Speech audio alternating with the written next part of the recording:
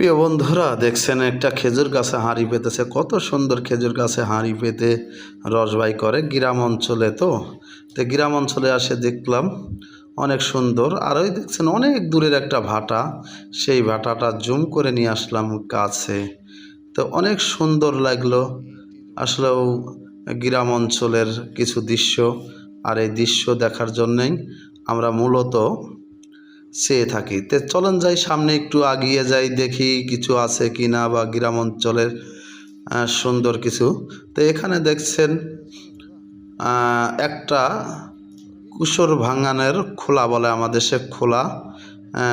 এখানে রস,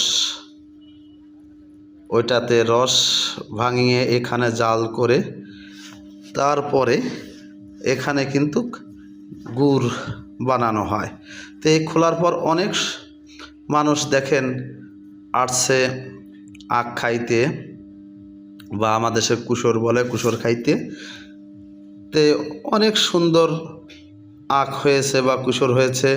তো এখানে কেউ আছে আগুন তাপাইতে, প্রচণ্ড শীত, আর এই শীতের মধ্যে আগুন তাপাইতে আসে এই খোলাতে, এবং সবাই কেউ গরম গুড় খাইতে আসে।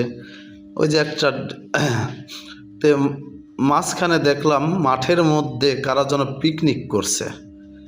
তো পিকনিক করছে মাঠের মধ্যে, বক্স বাজিয়ে, দেখেন ওই যে দেখা যায় তাঁবু টানানো, সেই তাঁবুর মধ্যে অনেক সাউন্ড বক্স দিয়ে বাজাচ্ছে।